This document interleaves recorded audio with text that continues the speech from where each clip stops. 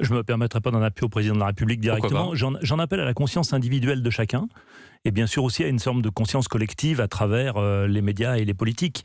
Mais il faut agir, il y a urgence pour agir. Ce qui peut rendre optimiste, c'est que la biodiversité est très résiliente, elle est capable de cicatriser très très vite et si on agit à un endroit donné, on en voit rapidement les effets. Donc on a besoin de combien de temps ? Si on fait quelque chose, par exemple, dans les grandes plaines agricoles qui massacrent la biodiversité, littéralement, on a vu il y a 40% d'oiseaux en moins en 30 ans dans les plaines agricoles. En quelques années, ça peut revenir. Ouais. Donc, si on change le modèle. 2, 3, 4 ans. Et pour ça, il faut quoi ? Il faut de l'argent, à part de la volonté, il faut quoi ? Il faut de la volonté, il faut de l'argent, c'est-à-dire qu'en fait, il faut que l'argent, par exemple, de la politique agricole commune aille pour une agriculture responsable plutôt que pour une agriculture trop ouverte et trop industrialisée. Ce sont des choses comme ça, ce sont des grandes décisions. La France ne peut sans doute pas les prendre seule, d'ailleurs, mais il faut qu'on avance. Et contrairement au climat où on peut attendre les résultats de manière assez longue, à long terme, la biodiversité est capable de réagir très vite. Et comment est-ce qu'elle fait pour réagir très vite ? Parce qu'elle est comme ça. Parce qu'elle est comme ça.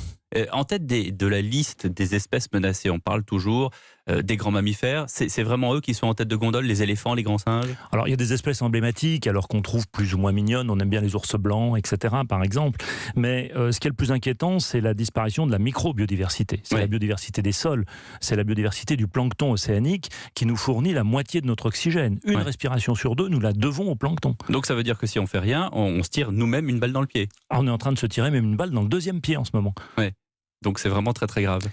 C'est très alarmant et en même temps on a la capacité d'agir, on a la capacité de réagir et la biodiversité réagira aussi si on va dans le bon sens. Sur le plancton, parce que c'est assez obscur, il faut que vous nous éclairiez un petit peu. Comment est-ce qu'on fait pour agir ? Le plancton, son souci principal en ce moment, c'est l'acidification de l'océan. Donc on rejoint le problème climatique, c'est la quantité de CO2 qu'on injecte dans l'atmosphère qui se retrouve dissous dans l'océan, qui fait que l'océan devient plus acide et que le plancton vit moins bien parce qu'il fabrique des petits squelettes calcaires, il a plus de mal à les fabriquer. Donc il n'y a pas un problème terre et mer, c'est-à-dire c'est un problème global. C'est un problème global. La biodiversité, c'est un tissu de relations. On est en train de détricoter ce tissu de relations, on est en train de couper des fils à travers notre pull et on est en train de détricoter le pull dont on a absolument besoin pour survivre.